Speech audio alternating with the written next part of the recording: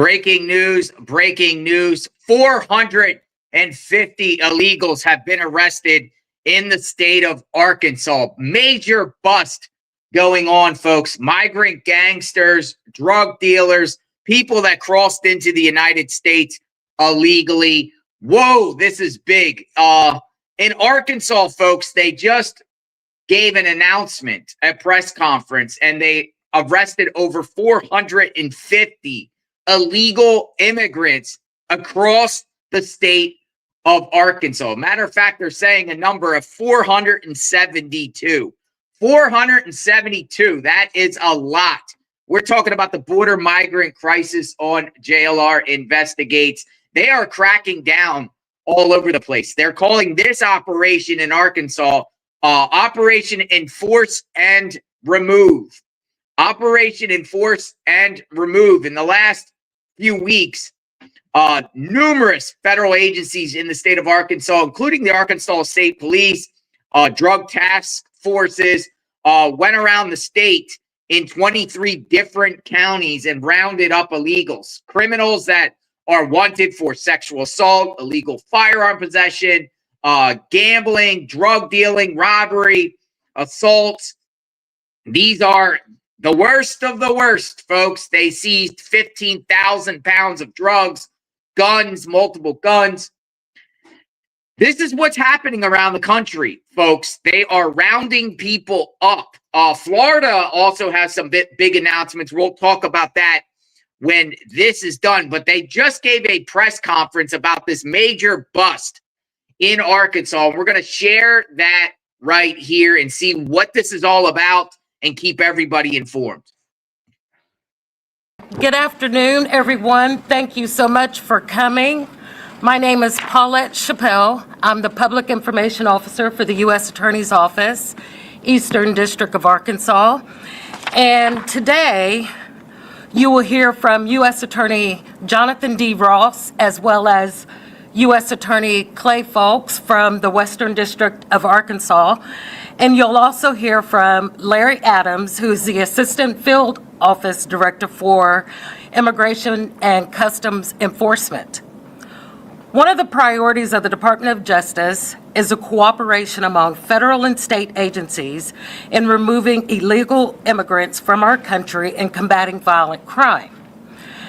As a result, law enforcement officers made arrest of multiple individuals across the state of Arkansas who are illegal immigrants or who have had contact with law enforcement in the past, as well as the arrest of those individuals who have alleged to have committed drug and gun crimes. So you will first hear from U.S. Attorneys Ross and Folks from their prepared remarks. Following their remarks, you will hear from Director Larry Adams, and then we will open it up for questions.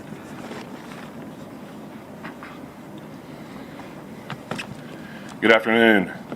I'm Jonathan Ross, U.S. Attorney for the Eastern District of Arkansas. Today we are announcing the results of Operation Enforce and Remove, an operation over the past 3 weeks, which is the largest collaborative law enforcement effort to enforce immigration laws in Arkansas history.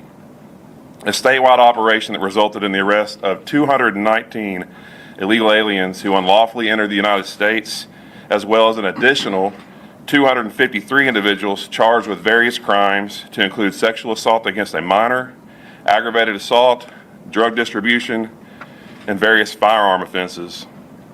Also, the seizure of nearly 15,000 pounds of illegal drugs worth millions of dollars to include fentanyl pills, fentanyl powder, methamphetamine, cocaine, marijuana, and 43 guns. This arrest operation involved every federal law enforcement agency operating in Arkansas, as well as the Arkansas State Police and the state's 19 state drug task force offices. These 219 aliens who had illegally entered the United States are from the following 23 countries: India, Laos, Vietnam, Mauritania, Serbia, Jordan, Lebanon, Egypt, Nigeria, Belize, Venezuela, Colombia, Peru, Bolivia, Chile, Nicaragua, El Salvador, Honduras, Guatemala, the Dominican Republic, Cuba, Mexico, and the Marshall Islands.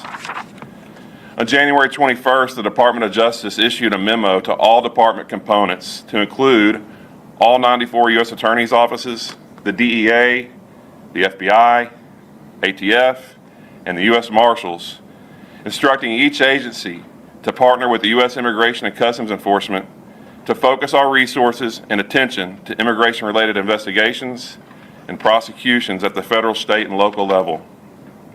The memo outlined policy changes in response to the President's Day 1 executive orders and provided guidance critical to the Department's mission to combat three of the most serious threats facing the American people. First, cartels and other transnational criminal organizations which have created unsafe borders and huge flows of illegal immigration in violation of United States law. Second, brutal and intolerable violent crime by members of these organizations and illegal aliens. And third, the fentanyl crisis and opioid epidemic that are poisoning our communities and have inflicted an unprecedented toll of addiction, suffering, and death. Because the Justice Department must work to eradicate these threats, the U.S. Attorney's offices in Arkansas, along with each of our federal law enforcement partners, will continue to prioritize working with U.S. Immigration and Customs Enforcement to aggressively enforce the immigration and violent crime laws enacted by Congress. When these efforts are combined with our partnerships with our outstanding state and local law enforcement officials, we are confident that this first operation will lead to additional successful operations in the days ahead. Good afternoon, ladies and gentlemen. My name is Clay Folks. I'm currently serving as the United States Attorney in the Western District of Arkansas.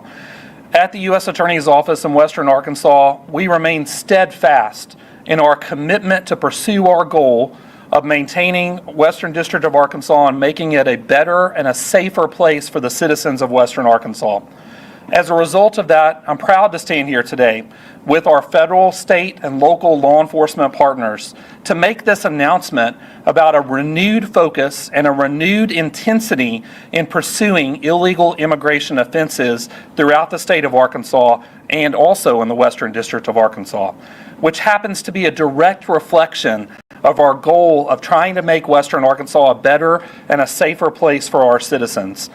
And at the U.S. Attorney's Office, we intend to use every single tool in our federal law enforcement toolbox to pursue those individuals who would illegally cross the border into the United States and bring their associated criminal conduct into the Western District of Arkansas. We intend to refocus our efforts on these immigration enforcement cases and to pursue each and every individual who would bring that criminal conduct to the Western District of Arkansas. And in so doing, we hope to take steps towards achieving our ultimate goal of making Western Arkansas a better and a safer place for our citizens. Thank you.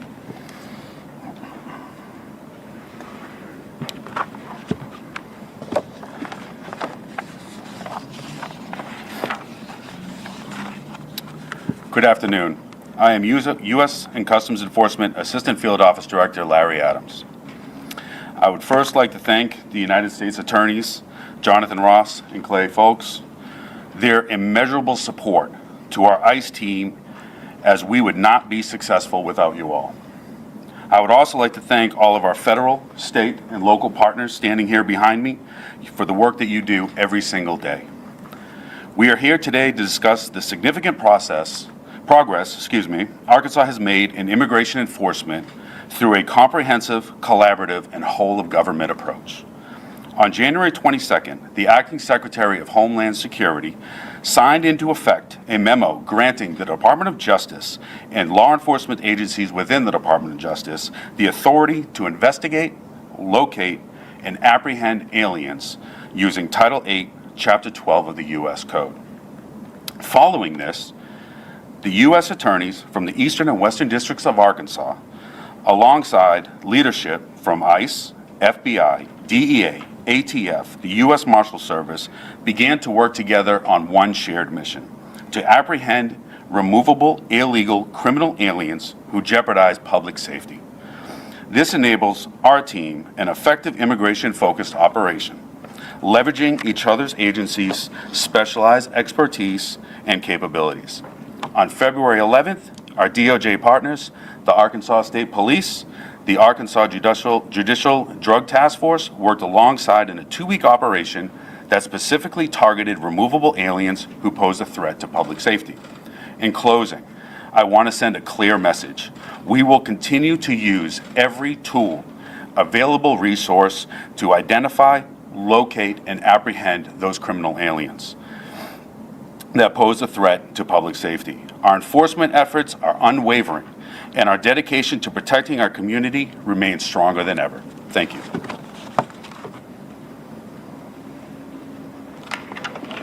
Thank you, U.S. Attorney Ross, U.S. Attorney Folks, and Director Adams. At this time, we'll open up the floor for questions. I need to get a little bit of clarification. Said there were 219 illegal aliens arrested, and then you mentioned 253 people charged with fines. Are those people who are here legally? I'm not sure what my number is. So the 253 is a separate group of individuals who are here lawfully who've also been arrested for crimes. The state's 19 drug task force offices have been working on it in the past several months to conduct a major enforcement operation. Okay, and I appreciate that. That helps clarify this. My question was, the people arrested, and I know the numbers are 219. How many are actually accused of violent felonies, and how many non-violent felonies, how many misdemeanors, and how many just citations? Can we break that down? Specifically, I don't have that. If you'd like to formally request those numbers, How long I'll be able to will it give take? that. I can reach out to our public affairs office, and we should be able to provide you those numbers. If it's possible to get those today, For sure. I'd like to do that, please. I think that the majority of the individuals who are being removed are not being charged with violent criminal offenses. Some clarity. So prior to January 20th, the previous administration's policy was that enforcement and removal operations of ICE could only remove those persons convicted of aggravated felonies. And so if a state or local sheriff or other law enforcement partner had someone in their custody charged with any offense and sought to make sure that ICE was aware of their presence in their facility, unless that person was convicted for an aggravated felony, they were not removable. So what's changed is there's no restriction anymore that they must first check the box of being convicted of an aggravated felony. A further nuance is that if a state or local official for the last 4 years sought to have someone removed from their community who was here unlawfully, not only did they have to satisfy the requirement that the person that they were seeking removal be a person who was convicted of an aggravated felony, they also had to have the conviction documents certified from the courts in hand within 6 hours of the request. Our assessment is that this protocol essentially shut down removal operations, at least in the state of Arkansas, and I can't speak for the rest of the country. And so part of what we're seeing here in these 219 arrests since February 5th are persons who would have been removable today who could not have been removed under the previous administration's policy. And so the fact that those records have been created related to their presence in the United States unlawfully, and they've come into contact with law enforcement for a number of reasons. It could be for DWI, domestic battery. It could be a traffic offense. If they witness to a crime or an accident. Yeah, witness to correct. I mean, that I don't know if the people in this 219 include that fact pattern, Dale. But I can tell you as a general matter, what's going on is that people who've been charged with offenses, who previously would have been asked to be removed, the current policy is such that ERO or the enforcement removal operations component of ICE now can go ahead and initiate the removal proceedings. And so the drug task forces have been working with their state and local partners to go back to previous removal requests that were denied and allow that to take place. Another layer or nuance of this is that right now the focus is on removing those types of persons that I've just described. And that's the totality of the focus of the operation. However, when law enforcement arrives to anyone's location, which is the last known address or information that the state and local authorities had for that person, if an incidental encounter occurs with other people with that person, then enforcement removal operations will remove that person as well if they are here unlawfully. And so there can be some incidental or collateral consequence to persons who've been charged with criminal offenses who are here unlawfully the last several years, who are residing with or taking up with other people who are also here unlawfully. So that's not the goal, but enforcement removal operations are not going to be prohibited from when they make contact, when they attempt to make contact with the person they're seeking, anyone that's with them, they're not going to be prohibited from asking who those people are, or to also verify their status. And so in those instances, part of this 219 will include some people who had no previous criminal charges, but who were with people who had been. Are any of these people who have applied for legal residence even have not received that designation yet? And so how many? So people that have applied or pending application, if they are taken into custody, those cases are being made on a case-by-case basis, and we do send those cases up to the actual director of ICE to determine if we are going to take those folks into custody. If we do take them into custody, it does not affect their application. They will be heard. They will go through due process in front of an immigration judge, and oftentimes a process that could take years could be adjudicated within weeks if they are in front of an immigration judge. Yes, sir? Is there a county-by-county breakdown of these two different types of arrests? Like, I live in White County, cover White County, and I was told 17. Is there some way we can get like how many different people were arrested in the different counties? Again, I don't have the specific details for that. If you do want to make, an official request, I can forward that up to the Public Affairs Office. Okay. Do I have any other questions? Yes. Some people who witnessed it said people were just being pulled over because of how they looked. Can you, say that wasn't happening or that was happening? I can clarify that incident. That was a routine traffic stop for a violation, and he refused to stop for law enforcement. He fled and then resisted arrest. Okay, so During the stop, it was a traffic violation. Where are these individuals being held? In local jails, or are they being sent elsewhere to a detention center? And what are the plans for, getting them out of the country, especially given the fact they come from so many different countries as well? What is that going to look like? For sure. So we do have detention facilities. The majority of the nation's detention, I think close to 30%, are held in central Louisiana. And there they do have access, obviously, to law. And they also go through the due process of seeing an immigration judge, either being removed or given some benefit to where they would be released from. Oftentimes they are offered a bond. If they are a non-criminal that goes into detention, they may be offered a bond. So is this a fairly quick process right now, or is it being streamlined? Do you have any idea sort of for someone who might have been detained? No, nothing is being streamlined at this time. The due process is the due process. Currently in our detention facilities, the opportunity to see the immigration judge in your initial appearance is about 3 to 4 weeks out. And we've heard of some of the places like churches or kind of community centers being targets for trying to identify people who are in the country illegally. Were those included in some of? They were not. We do not target churches. Can you step up to the microphone so Sure. we can't hear you back here? Absolutely. Thank you.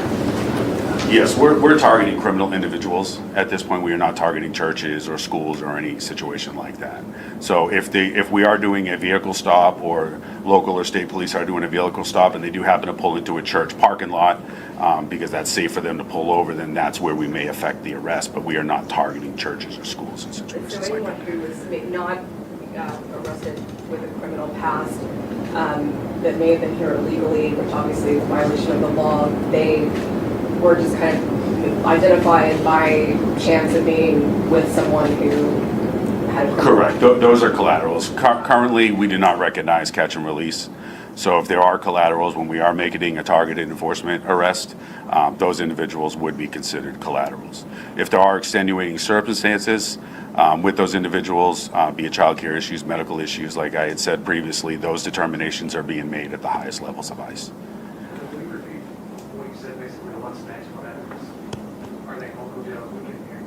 Oh, sure, yeah.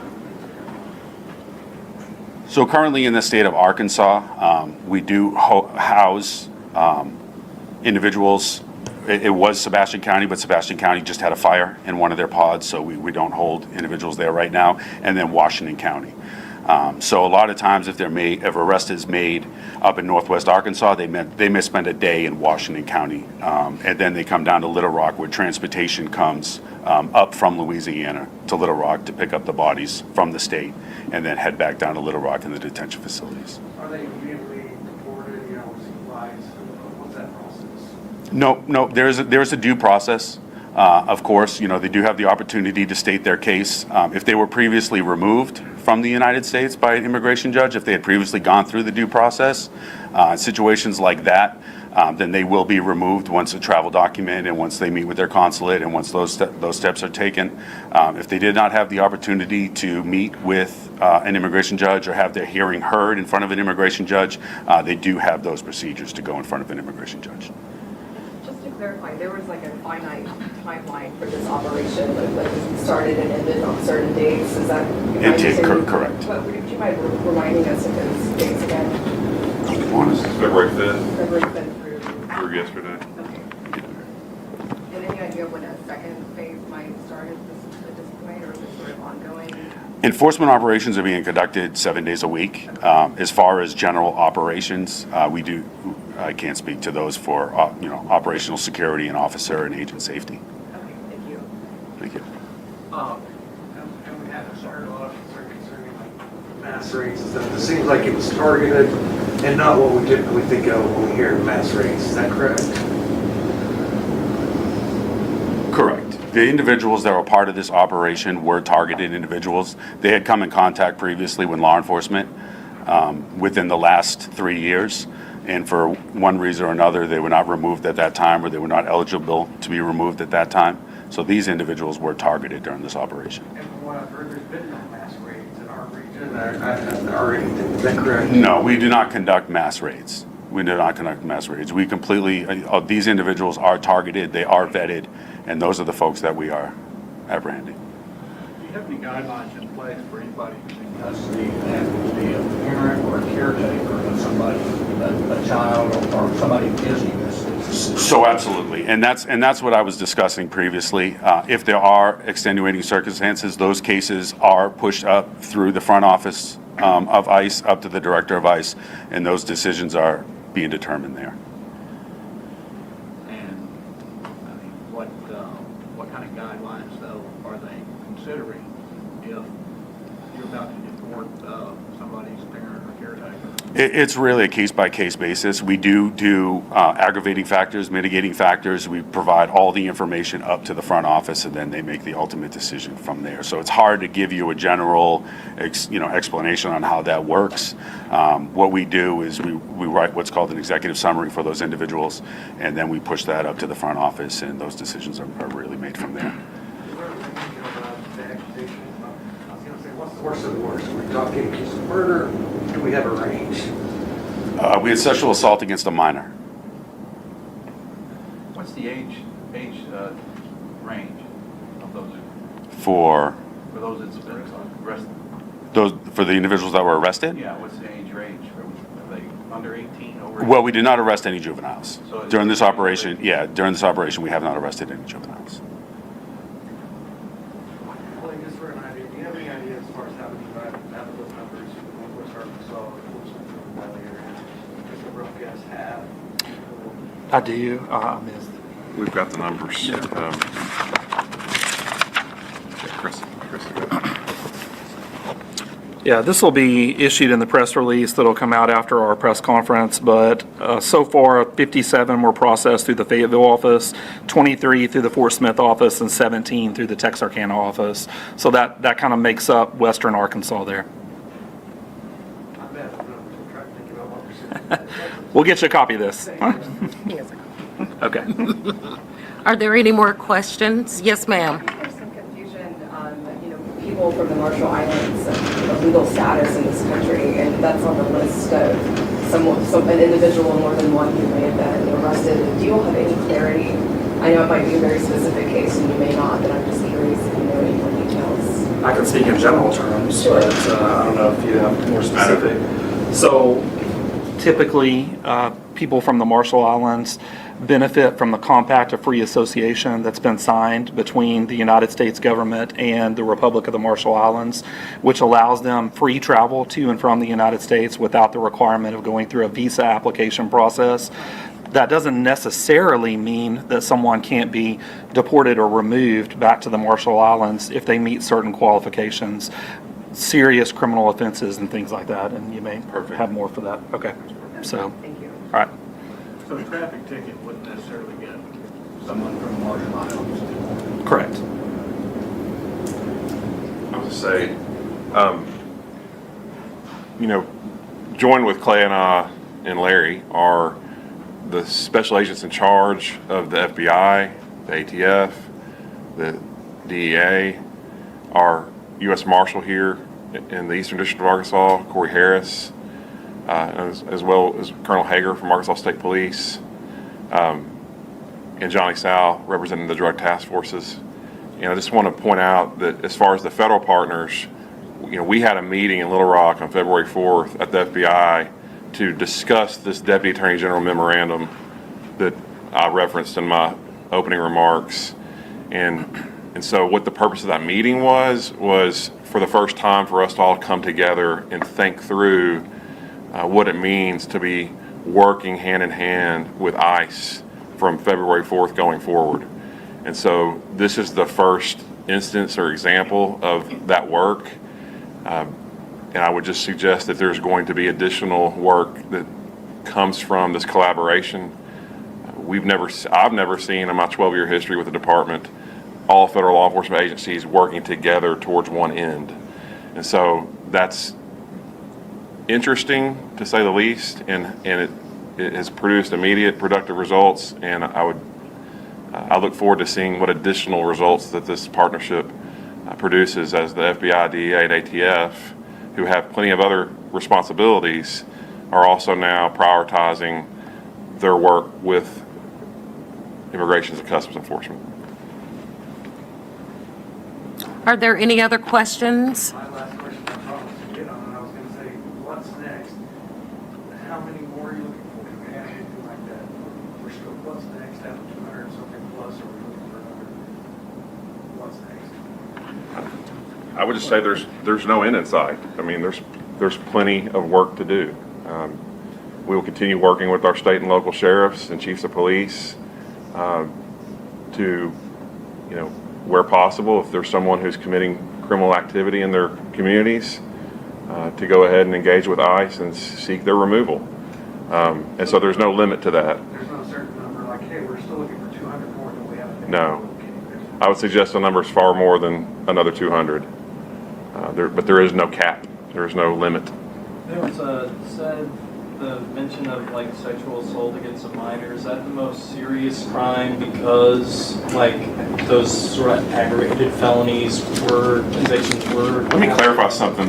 The reference to that charge was not related to any of the illegal immigrants. That was a description of additional arrests made, those 253 arrests made by drug task forces. I have a better list than that statute, and I'm just not finding my remarks.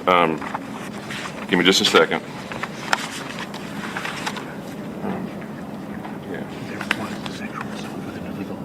Okay. So the crimes that these individuals, my understanding was that the 253 individuals arrested by the drug task forces included offenses such as battery, aggravated assault, robbery, drug possession and distribution, domestic violence, sexual assault, illegal firearm possession, running an illegal casino, forgery, hit and run, indecent exposure, and sexual assault against a minor. Those are the charges for which the illegal immigrants had previously been charged with. So that's that 219 number. Sorry for the confusion. Hold on. You said before you started that was 253 number. So Chris is helping me clarify. The 219 illegal immigrants, when we referenced earlier charges for which they had been previously been charged, that list of offenses included the list of offenses for those 219. And I'll just clarify a little bit how that happens in a lot of cases is if someone is a foreign fugitive, you know, they're a fugitive from immigration, they were issued a warrant of removal in the past, and we haven't been able to catch up to them until recently, and then those may be charges that they've gotten in another area or another part of the country that necessarily they were released from the jails or whatever, and now they're in Arkansas and we were able to apprehend them. There's a second example of countries that do not issue travel documents, or folks that are not, you know, being deported back to their country for one reason or another, and maybe now that country is issuing travel documents. So that person may have been what's on an order of supervision, and where they've been reporting to the office once a year or so, but we just haven't been able to get a travel document for them back to their country. Now they're issuing travel documents, and so we were able to take those into custody. Before everybody starts to spread out, you said if the information that I was going to kind of drill down into some of this, if I make a formal request. How do I do that? ICE Public Affairs.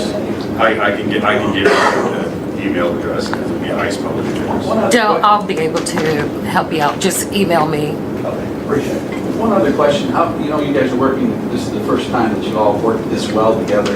Maybe it's not well, that may be a term, but what about the local authorities? How does that change with the local authorities? Talking about the sheriff or the city police, does that change their perspective at all?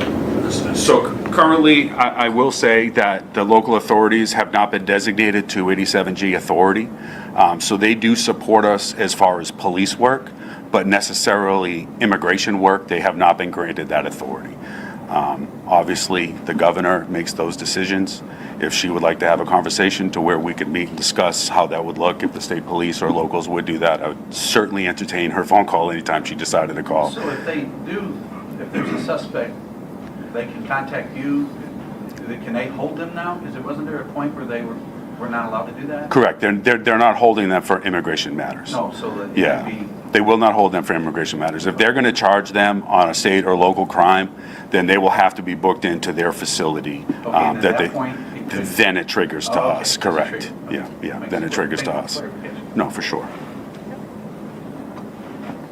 Do I have any more questions? One final, I mean, there's certainly a lot of fear in immigrant communities in Arkansas, hearing stories of people who even are citizens, like not showing up to work.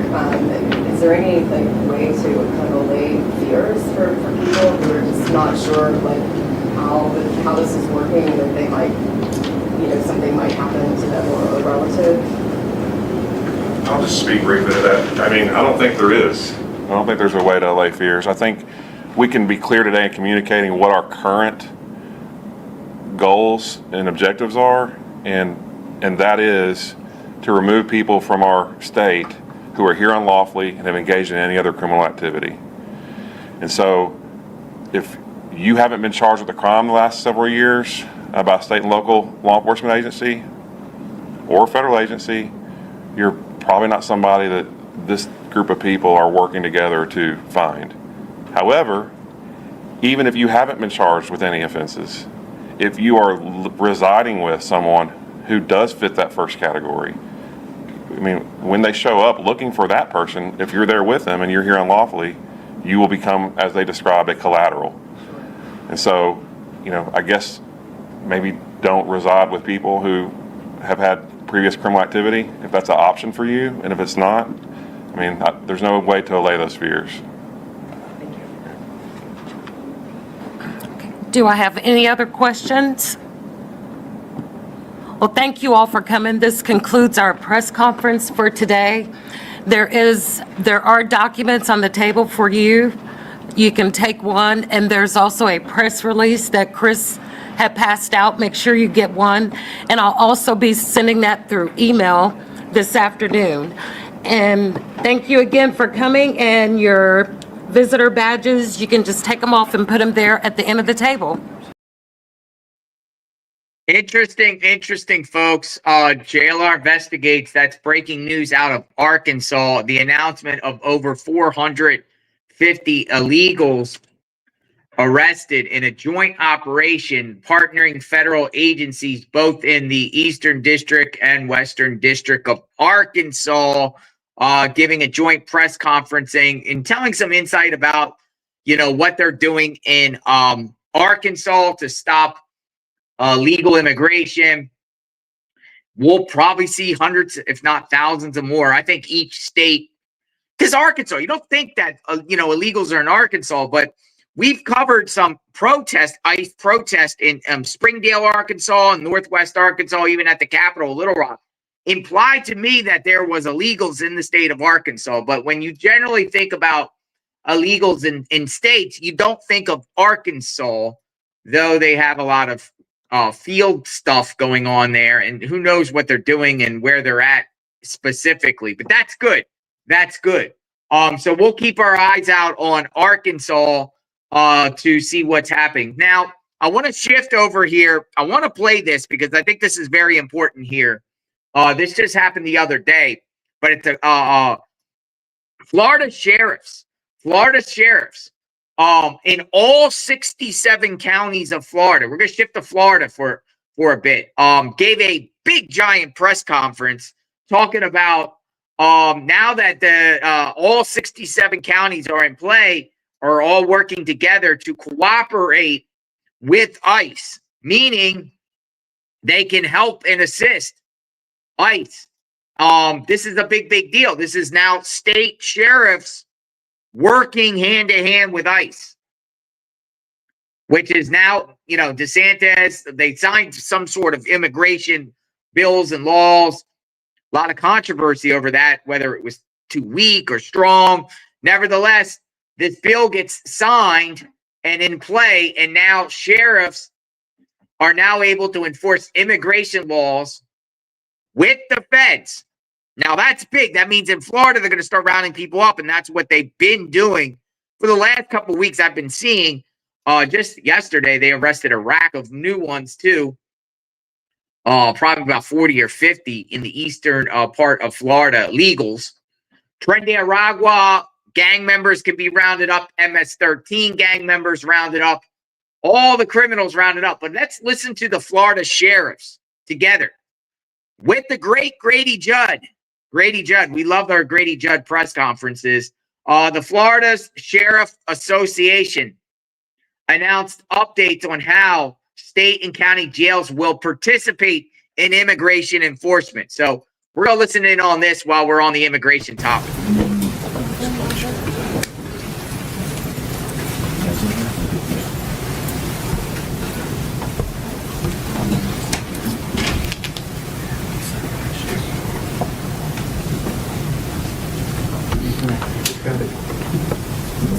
No, sir. Good morning, everyone. Thank you very much for being with us today. As you can see, this is the Florida Sheriff's Association, and many of our esteemed colleagues are with us today. So I welcome all of my sheriffs with us. We serve together to keep Florida safe, and I'm going to turn it over now to our president, Sheriff Permel. Sheriff? Thank you, Sheriff. Good morning, everybody. First, I want to start off by thanking Governor DeSantis, Senate President Ben Albritton, and Speaker of the House Danny Perez. Since these immigration discussions have started with the special session, they brought us right in and gave us a seat at the table to discuss all this. And now we have the laws that are passed. A lot of you have heard 287G. Well, 287G falls under Title 8 of the U.S. Immigration Code. And it outlines several different programs in which local law enforcement can use to assist ICE and HSI. One of those programs is what's called the Warrant Service Officer Program. This allows us to train our deputies within the jails.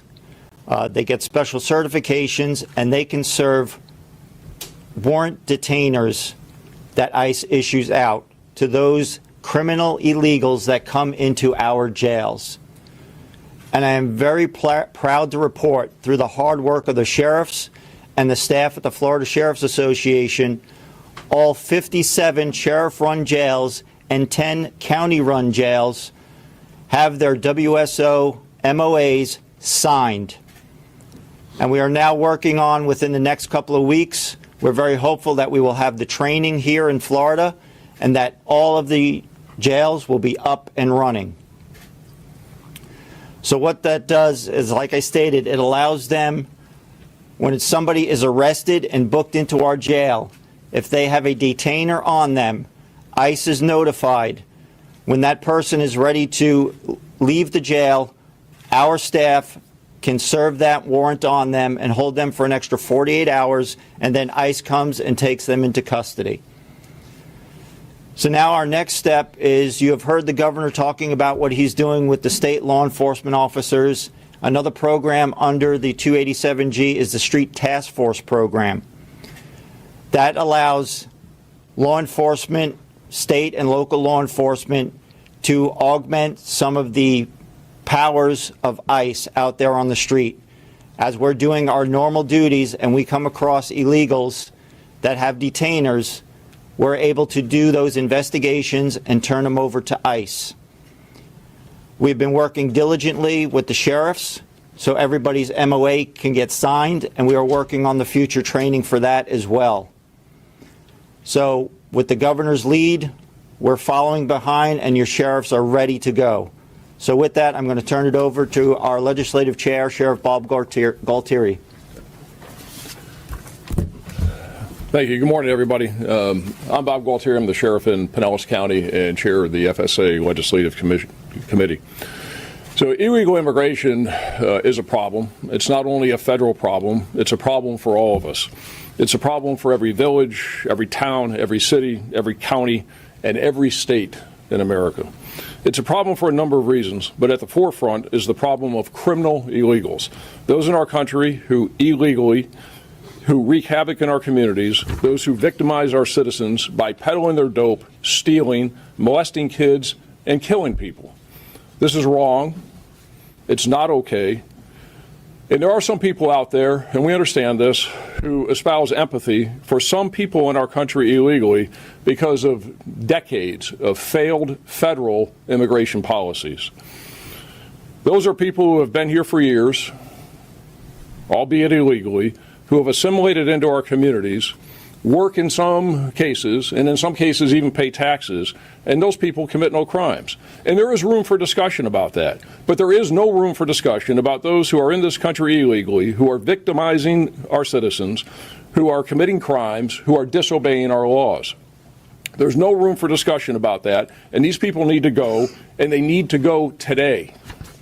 There's also no room for discussion about the people who come here illegally, go through the immigration process. A judge orders them deported. They are deported, and then they come back again illegally, like the illegal who twice came back, who killed one of our deputies in September of 2022. That guy, as I said, was twice previously deported back to Honduras. He came back a third time illegally through Eagle Pass, Texas, and he killed Pinellas County Sheriff's Deputy Michael Hartwick. There's also no room for discussion about the 1.4 million people in our country today with active final deportation orders issued by a judge who also issued a warrant for their removal, and these people simply flick their finger at the court and they haven't left. What I say to that is just no. This is not okay. From everything we have heard, seen, and been a part of with the federal government, their priority is apprehending and deporting as quickly as possible those who are criminal illegals, public safety threats, national security threats, those who have been previously deported and come back again, like Deputy Hartwick's killer, and those who are ignoring a judge's order to leave after they had their day in court. There's a number of ways that sheriffs and other local law enforcement agencies can help ICE, and we should help ICE, because ICE does not have the resources to do it alone, and it's our constituents, the people who elected us, to keep them safe, who are being victimized by these criminal illegals. Now, sheriffs work closely with ICE now, and according to ICE, the most pressing need they have is for us to deliver to them people who are booked into our jails who are clearly illegals and have clearly committed crimes, so that these people are deported and not released back into the community to yet commit more crime.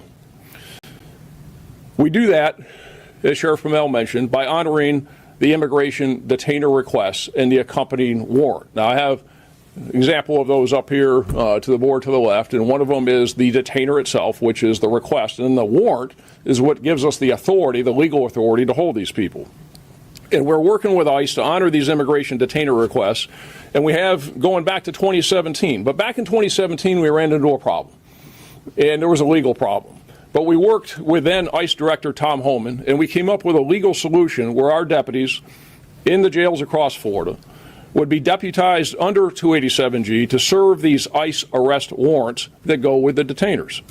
We're able to implement this in some of Florida's county jails before President Trump left office the first time, but not in all counties. And when the Biden administration came in, they gutted the program. They stopped the deputizations. During the first Trump administration, I'll give you an example just for the Pinellas County Jail, we were averaging about 400 detainers a year. In the first year of the Biden administration, we got 14. We currently have about 150 people in the Pinellas County Jail. And remember, there are 66 other jails in Florida of people who are charged with crimes, who are in the country illegally, and for whom we have received ICE detainers. Now, 6 of these people, and I'm going to go through these people that we have up here on the boards. The first one is they're currently in the Pinellas County Jail, been charged with state crimes, here illegally. The first one is Gennaro Pena. He's illegally here from Mexico. We arrested him in Pinellas County on a charge of burglary to an occupied structure. Now, think about this. He's here illegally from Mexico. He's breaking into people's homes. And here in Florida, okay, his criminal history is aggravated battery, trespassing, resisting a law enforcement officer, 2 additional previous burglary charges, brawling, possession of crack cocaine, petty theft, and criminal mischief. The next one is Samuel Pedraza Garcia. He's also here illegally from Mexico, and we arrested him on 20 counts of viewing and possessing child pornography. The next one is Moises Israel Sanchez Hernandez. He's illegally here from El Salvador. We arrested him on a charge of lewd and lascivious molestation of a child under 12 years old. This child molester has a Florida criminal arrest record for domestic violence, possession of cocaine, forgery, hit and run with injuries, attempted purchase of cocaine, and a probation violation. The next one is Jamie Moran, illegally here from Mexico. He was arrested in our county for lewd and lascivious molestation and sexual battery of a child under 12 years old. To put this one in simple terms, this illegal alien from Mexico raped a kid under 12 years old. That's not okay. His arrest record, on top of this, raping a kid under 12, is for larceny, theft, domestic battery, soliciting for prostitution, and domestic battery. The next one, Eduardo Lopez Rojas, who is illegally here from Cuba, and he was drunk and killed someone in our county. He's charged with DUI manslaughter, DUIs causing serious bodily injury, and resisting arrest. And last but not least, we have Aner Javier Maldonado from Honduras. This illegal alien raped a physically helpless person and committed numerous acts of lewd and lascivious molestation on a child. The formal charges are sexual battery of a physically helpless person and multiple counts of lewd and lascivious molestation on a child between 12 and 16 years old. His criminal history includes possession and purchase of cocaine, robbery, aggravated battery causing bodily harm, re-entry of a deported alien and being found in the U.S. after but not being denied. So he's one of those guys that was previously through the system, got booted, and now he comes back here and is raping somebody between 12 and 16 years old. And some people say that illegal immigration is not a problem. Really? Okay, look at these.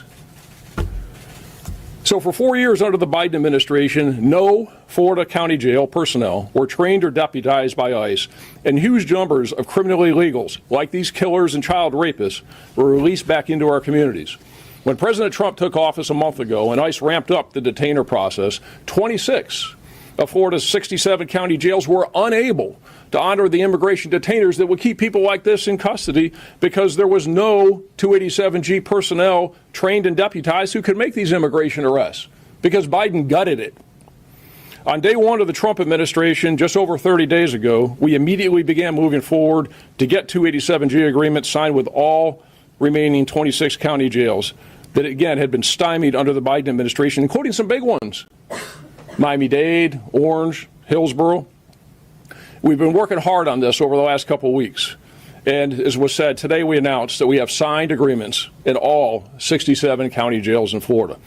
Now, I want to thank Senate President Ben Albritton, House Speaker Danny Perez, and Governor Ron DeSantis for their full court press on immigration, and the immigration bills that they recently made law in Florida are good policy and good for public safety in Florida. The governor, the Senate President, the Speaker are out front on this very important issue, and Florida is leading the nation.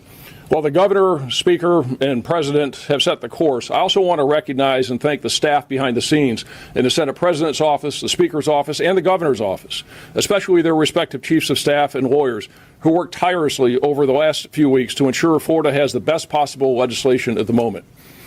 Many thanks to those people behind the scenes who really got the job done. Now, one important requirement in the new state law is that all 67 counties must have 287G personnel and honor the immigration detainers.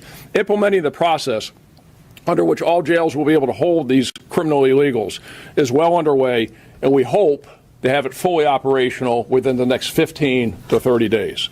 This is a big deal because it means criminals like these, people who kill people, people who steal, people who break into people's houses, people who rape kids, will be deported directly from jail and not released back to the street where ICE, or us helping ICE, have to go and track them down. It just makes sense from the jail out of here as opposed to the jail back to the street. This is another big change from the Biden era when these criminal illegals, because back then in the Biden era, during the Biden administration, when they were arrested, we couldn't turn them back over to ICE or turn them over to ICE because under the Biden administration, he required that they be convicted before they could be deported. That's ridiculous. So people like these would bond out of jail, stay in Florida because they had to be convicted, then do their time, then they would be deported. No more. Now it's jail to deportation. These 287G straight task forces that Sheriff Permel mentioned, they're very important, and we're glad to participate. But according to ICE, plugging the hole in these jails that are not now honoring these detainers is the priority because it keeps clearly bad people from getting back on the street where then ICE has to go expend resources and we have to help them go find these people. It's also safer for the ICE officers to take these people into custody from the jail. The street task forces have not existed in 12 years because they were killed under the Obama administration. December 31st of 2012 is the last time there were street task forces in the United States. And 12 years of local law enforcement not being able to help ICE make these arrests has had an impact, and not a good one. People ask why so many Americans have died over that time from fentanyl overdoses. Here in Florida, in 2022, there were 6,230 people who died from fentanyl overdoses. Where's the fentanyl coming from? Across the border, peddled by these people. It is because that's what happens when there's a porous border, illegal alien drug traffickers run amok, and a strapped immigration agency can't get help from local law enforcement to deport these people peddling their poison. Another problem is ICE bed space. Sheriffs, all of us, are looking hard to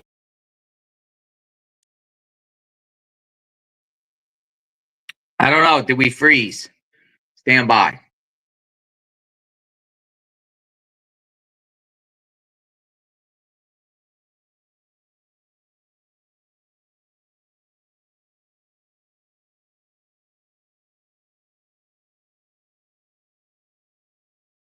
Florida.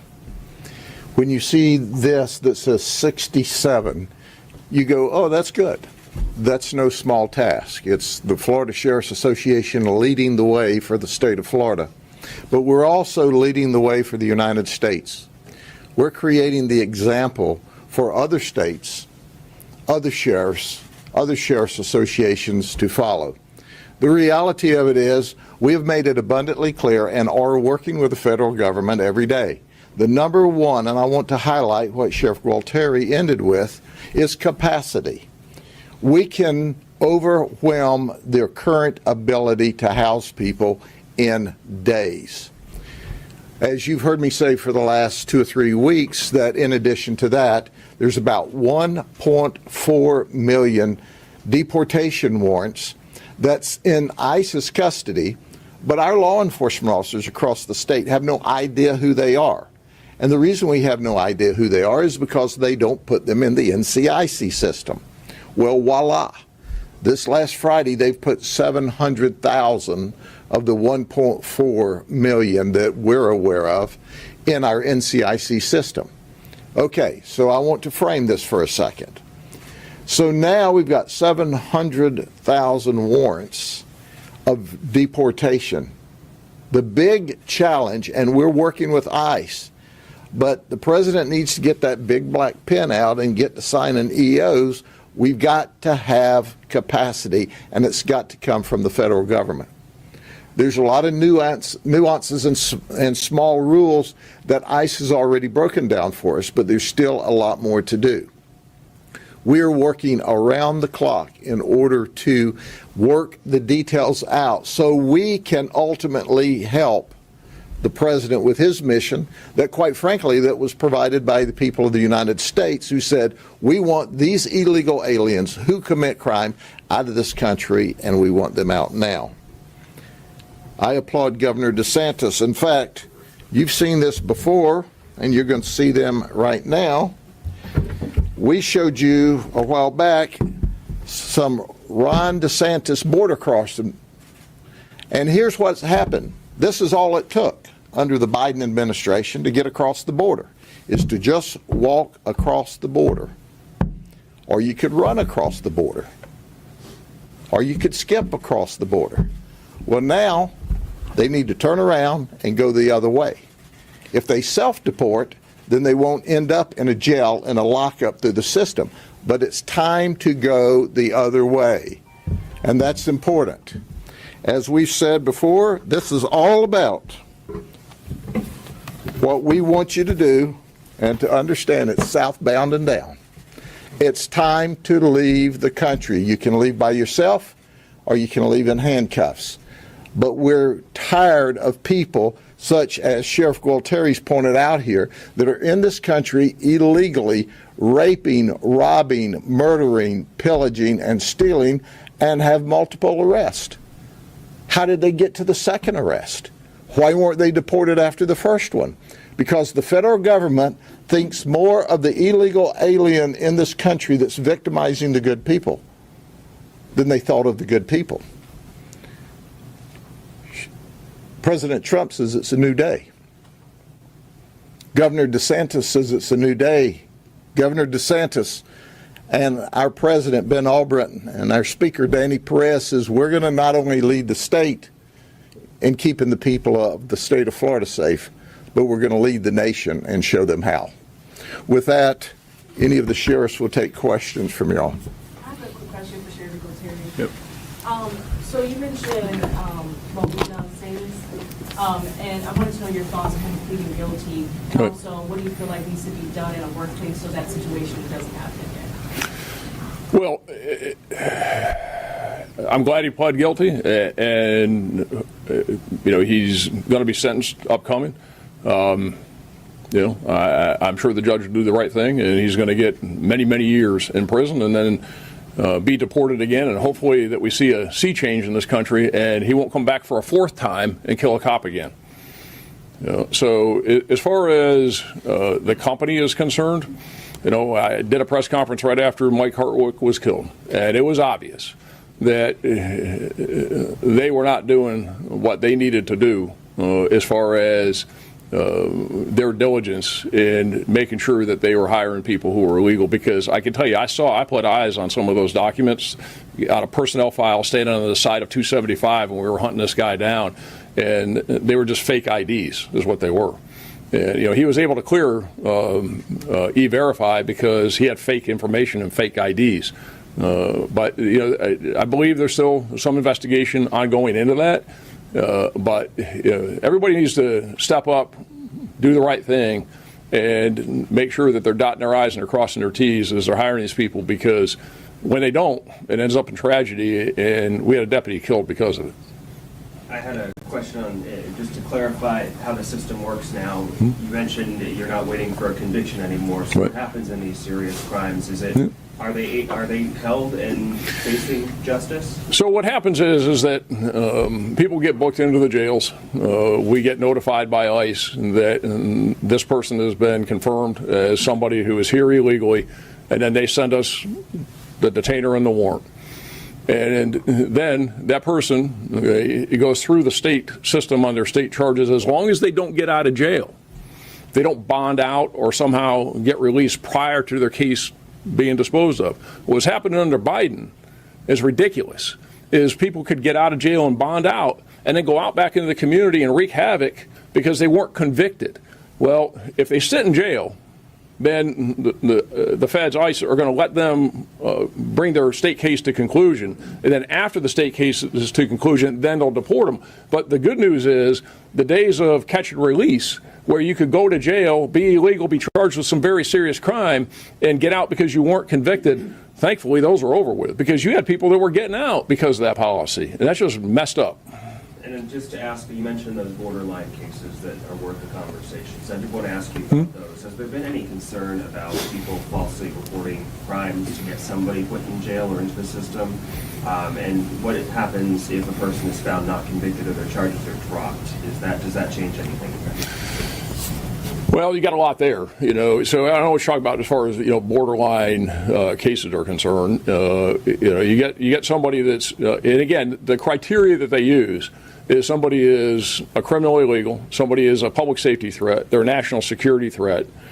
I'll call them a double dipper. They've been removed previously, now come back. Or a judge has already had a hearing, given them their day in court, they've had their trial, and they got a warrant that says get out, but they don't get out. That's what they're focusing on.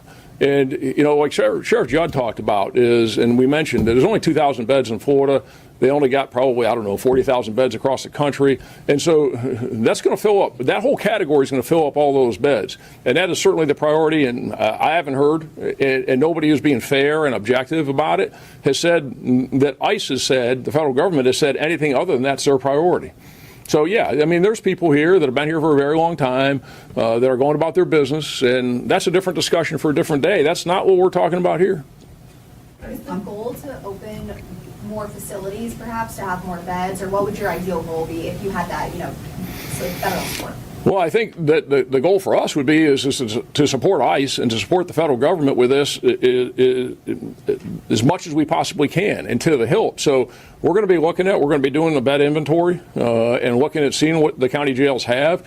And if we have room, if we can enter into an agreement, we can house these people for them. And some of it is a temporary housing thing for only a couple of days, but some of it's more long term. And where the real need is more long term beds. Because as I mentioned, when this comes online and we get all 67 jails that are honoring those detainers, and some big ones that aren't doing it now because they can't, like Miami-Dade and Orange and Hillsborough, they're big, is that they're going to get flooded. So we need to do all we can to help them with the beds, but they also, as Sheriff Judd said, they need to help themselves too, and they got to figure this out. And it's tough, but that cannot stand in the way, because we can't let people like this back out on the street. They need to go. And and it does take a little bit of time, and they are rapidly removing some of these, the ones that already have what they call them warrants of deportation, and the ones that already have orders. They're getting them out in a couple days. Some of them take a little bit longer, so it's a process. But we're going to do everything we can. I can assure you, the sheriffs of Florida have talked about this extensively, and there isn't a sheriff in the state that isn't committed to making sure that people like this don't get out on the street and wreak havoc in the communities, and that we meet the expectation of our constituents, our citizens, and as we keep them safe. And make no mistake about it, there's not capacity in the Florida sheriffs or the county jails of this state to make any negligible difference. We've got to have the federal government create capacity. I think the last week I had 30 beds. The sheriff, I think he's got them sleeping on the floor. Yeah. Some sheriffs have a few beds, but we don't have capacity. So don't let us leave the illusion with you that we can handle all of these people, because we will overwhelm this system very rapidly. And we intend to work very aggressively, but that's why we're here making this statement today. And the federal government knows this. They have to create capacity. We can bring them all the business they can handle and more. Yeah, I mean, it's like in Pinellas County Jail, we have 3,000 inmates in the jail, and that's 200 on the floor. There's no room at the end. Now, we'll do what we can and hold these people on the detainers, but we don't have any mass capacities. We're going to look and see if there's any room, but we are not the big solution to the housing problem. On the street task force that you were talking about, one of you was talking about really having powers of ICE. So you mentioned during normal duties. So sheriff's officers will not be doing anything beyond normal duties in terms of going out and trying to find people who might be illegal? So that's yet to be determined exactly how all that's going to play out. But if we know that there are people out here like these guys, is that it's the right thing to do. And I would imagine that under the right circumstances we're going to go get these people if they're not in jail and they're out on the street. But again, there's more to come on that. I think you'll get more information on that in the near future. Right now, what we're focused on right now is plugging the hole. And the hole is having 26 of Florida's 67 county jails that are not honoring those detainers, where people like these are going out the back door after they come in the front door. And no, that's got to stop. That's got to stop today. And that's why we're pushing this hard. And that's why we worked hard to get all these agreements signed. And the Trump administration and ICE is working hard with us. We're going to get this training. And I hope within 15 to 30 days, we'll be able to say that every single county jail in Florida is making sure that people who have killed people, broke into homes, viewing child pornography, raping kids, they're not getting out. Sheriff, I also have a question on the street task force. You said it stopped in 2012. Yeah. It's been 13 years. What has happened? Have you pushed for it in those 13 years to resume through the first Trump administration, Biden administration, and what has the response been when you pushed for that? Hell no. You know, they wouldn't give us access to anything. I mean, and it was not a good situation. It was, and go look at it. Look at the history. It was when Janet Napolitano was the DHS secretary, and she nixed it on December 31st of 2012 because there were too many complaints. They didn't like, and look at what's happened since then. And look at the look at the fentanyl crisis. Look at the number of people who died. Look at the drug trafficking. Look at all the problems we've had. Is that ICE can't do this alone. They simply don't have the resources. And again, what we're talking about, and I'll say, speaking from me, and the sheriffs can speak for themselves, the federal government has failed in its immigration policies over the last many years. With a porous border, and there's a lot of people who are here that are not committing crimes like this. There's a ton that are. Our focus needs to be on the people that are having an adverse public safety impact, and there are so many of them that that's what our focus is. My question's for Sheriff Carmel. Yep. Is there an issue of manpower in the jails? You're having more people potentially being held on the 48 hours. Is there any concern about that?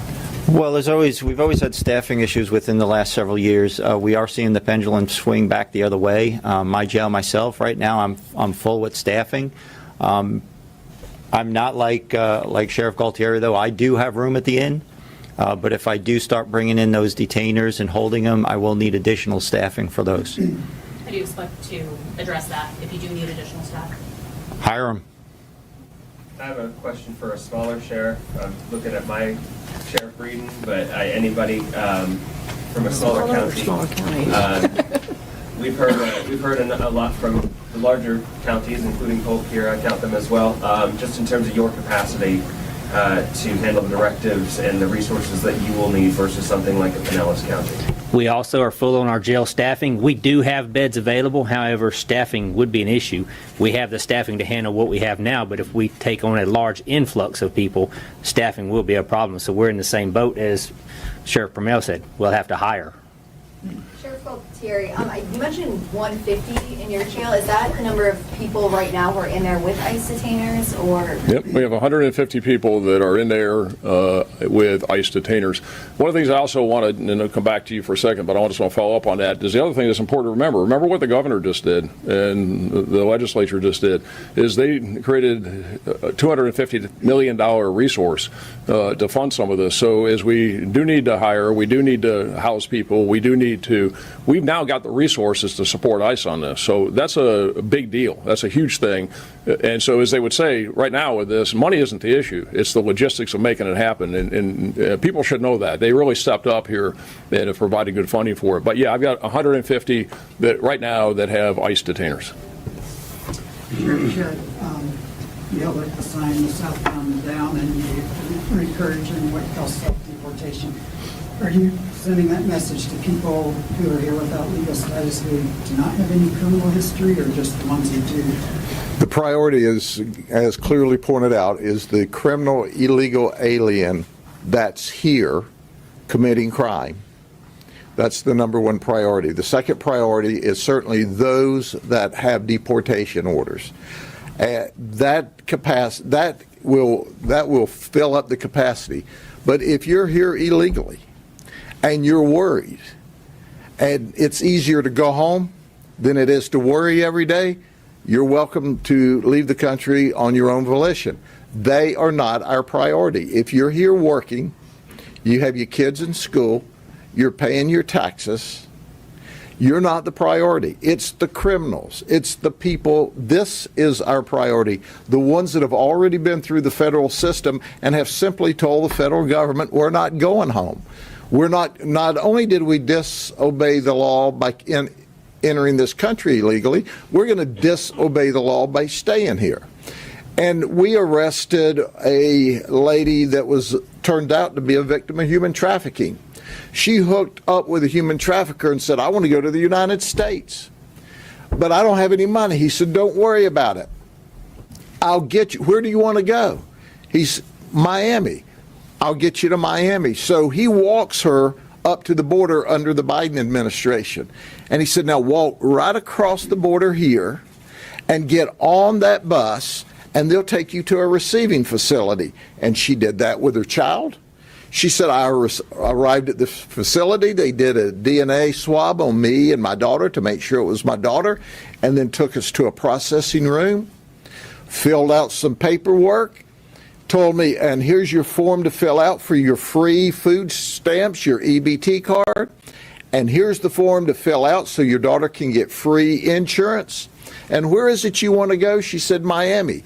Here's your voucher so you can travel to Miami for free. And then she said, so if you'll go here, you'll stay overnight, and then we'll put you on an airplane and let you go there. And oh, by the way, welcome to the United States of America. That's not our story, it's hers.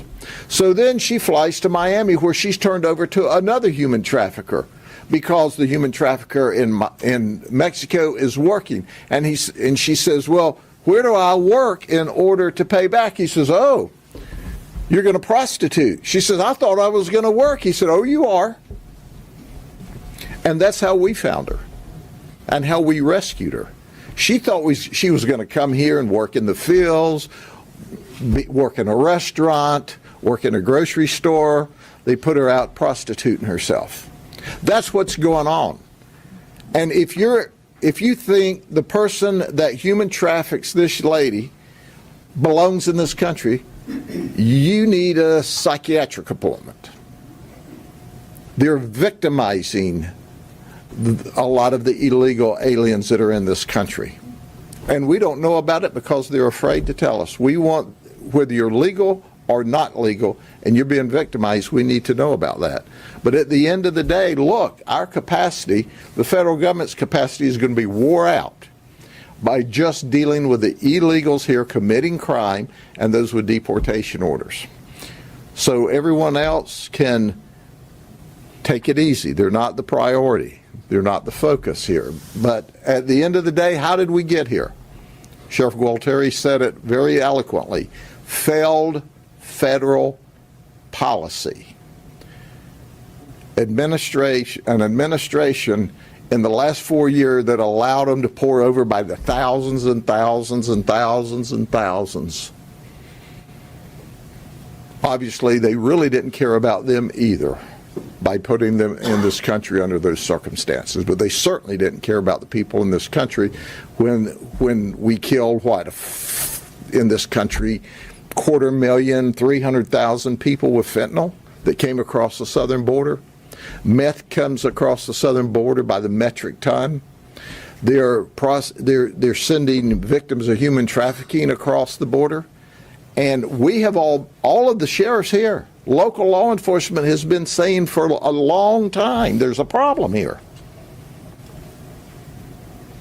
And the rules are so onerous with ICE. It's not the ICE folks that's trying to make it work.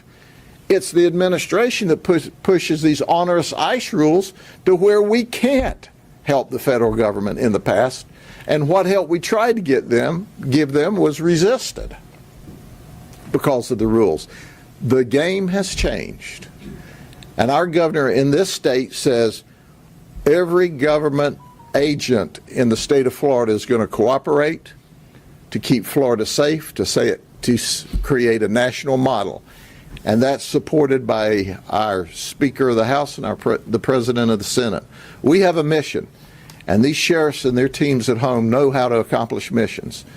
Give us the tools, change the rules, we'll keep the federal government busy doing what they should have been doing all along. Can you go into a little more detail on the training officers that were involved or the immigration? He's the subject matter expert on that piece. Sure. So there's 3 programs.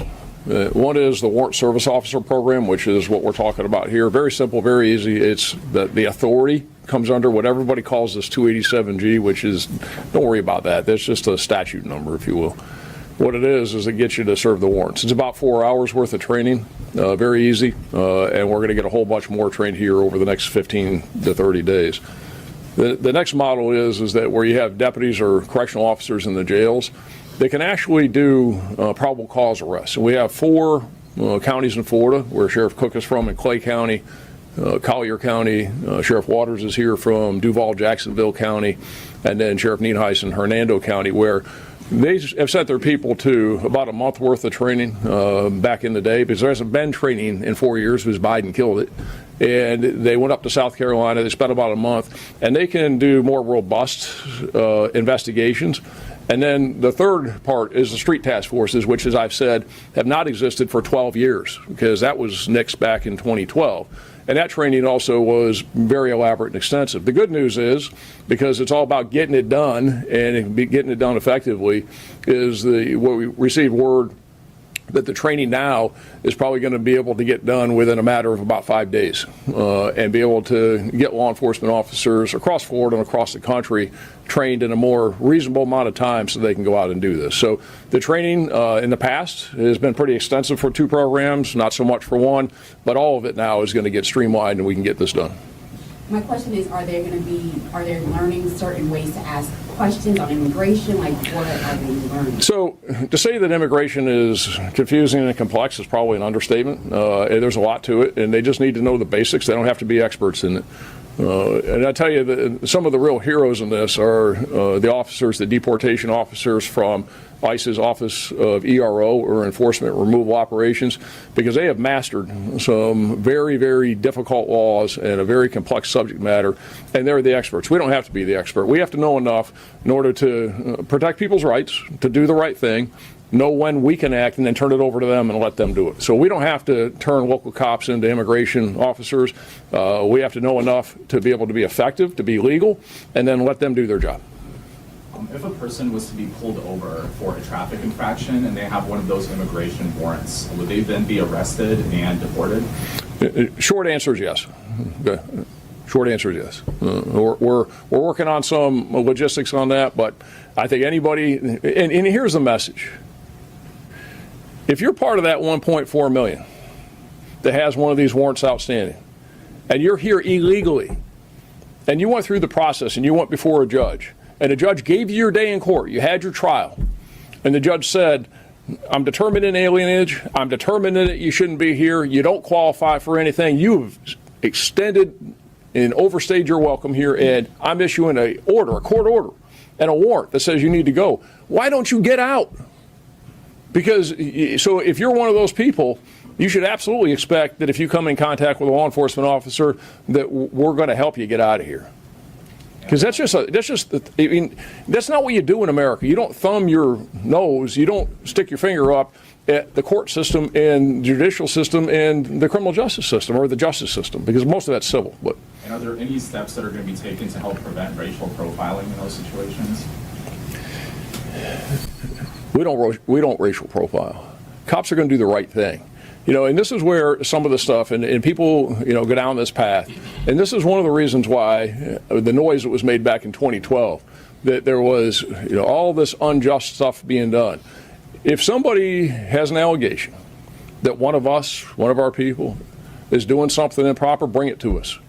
We're going to investigate it thoroughly, and if somebody needs to be held accountable for doing something wrong, we're going to hold them accountable. It gets old hearing that, quite honestly, because 99.9% of all the cops in this country are doing the right thing. They're working hard, and we're trying to make good things happen to protect the public. If we're not perfect, then our people aren't perfect, and sometimes we get somebody that screws up. And if they do, I'll be the first one to hold them accountable for it. So, this whole thing is, they're going to be out there racial prop. No, that's noise. Show me where it's happening. Show me what the allegation is. We'll thoroughly investigate it. And if somebody did that, they'll be held accountable for it. I'm sure every sheriff up here feels the same way. But in the meantime, we're going to go do our job, and we're going to do it aggressively to protect the citizens. Kind of following up on that, you were talking about the street task force details still kind of to be disclosed about exactly what they're doing. I mean, do you foresee doing traffic checks and? All that's yet to be determined. Okay, is that again? That's not in place right now. What we want to focus on today is plugging this gaping hole with the jails, and we can come back at some point and have more discussion about the task forces and how they're operating. But I think that's best left because, again, the training hasn't begun. They haven't been formed. Now, I want to say this too: is that be clear about this. Is that from that using the term task force, we today are working with ICE. We're working with the Office of Enforcement, ERO, Enforcement Removal Operations. We're working with HSI. We'll go out because cops help cops. So you'll see us out there today, and if ERO comes into Pinellas County today and says, hey, look, we're going to do an operation, and will you give us a couple uniformed deputies to help out? You bet we will. Okay, but they can't do the interviews. They can't make the arrests. They can't do because they haven't been deputized. So we've been working with them all along. And to that point, where's the complaints about racial profiling? There haven't been any because we're not doing that. We've been working with them. We just don't have the deputization. So when we get that, then we'll figure out exactly how that's going to work. Sure. Well, being on the council, obviously it's still very new in the capacity issue you have right now. Are there any other feedback or insight that you've been able to give so far? Yeah, I think Sheriff Galtieri explained everything very well right now. This is all very fluid, and like he stated, these immigration laws are very, very complex. And we're all trying to catch on and learn how this all works. And we're, there's a lot of chaos up there in D.C. still. So sometimes the right hand doesn't know what the left hand's doing up there. So we're trying to get a handle on what's going on up there so we can start implementing policies, procedures, and what we need to do to get the job done and keep our citizens safe here.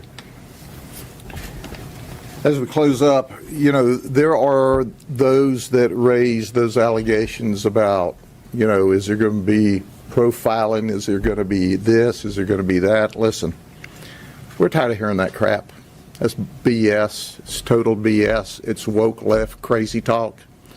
We do what's right and we follow the law. And if you're here illegally, we're going to boot your butt out of this country if you've committed crimes and are committing crimes. So tell everybody, take a deep breath, save that crazy talk for somebody else. And by the way, quit scaring the folks that are in this country legally and illegally but aren't committing any crimes into thinking that we're going to come run through their school or through their hospitals or through their neighborhoods. That's not it. We've got a plate full of illegal immigrants committing crime and warrants to deport those that have flaunted the system. And all this crazy talk just scares people that don't need to be scared. Just follow what the federal government tells you to do when they tell you to do it, okay? Thank you. Let me just, because you raise an important thing. This is something that comes up all the time, and we get criticized, or ICE gets criticized for it. Is that under Biden, he said that ICE could not go to a hospital, couldn't go to a school, couldn't go to a church. And so when the Trump administration reversed that and said, you know what, these cops, these ERO officers, they can go. Show me one time, one place, other than the hype, the hyperbole, the nonsense, all the rhetoric. Show me one time, one place where they have gone to a school, a church, or a hospital to do some type of a raid. All they wanted to do was take the handcuffs off of them. So when you get a 17-year-old Venezuelan gang member who's happened to be sitting at a school, that they could do what the FBI does, what DEA does, what the sheriff's office do, what the police departments do, is we're not restricted from going to get somebody in some place where you got one of these guys. That's all that was. But what that got turned into, oh my God, they're going to go into the schools and they're going to be doing raids and taking kids out. Show me one. Where at a hospital do they do that? They haven't. And show me where at a church they've hit. But if you have somebody, those places also shouldn't be safe havens for Venezuelan gang members or people like this. So if they need to go there, they should be allowed. That's all that was. But that got turned into everything that it's not. So let's just call it what it is. And the only thing they ask for is to restore their ability to do their job. Okay, thank you very much. I'm going to be back in just a few minutes to talk about this homicide for those of you who are interested in it. I'll be back in just a few minutes. Thank you, Sheriff. All right, you heard it. Florida sheriffs now working with ICE. They're talking about their jail systems. Pinellas County Sheriff Bob spoke about the deputy that was killed by an illegal that was in this country numerous times, came through Eagle Pass. So I got something else breaking right now. I'm monitoring while this is going on. So we got a situation down there in Texas at one of these schools. So I'm going to come back on in the next 10 minutes and figure out what in the world is going on with some evacuations at a high school in Texas.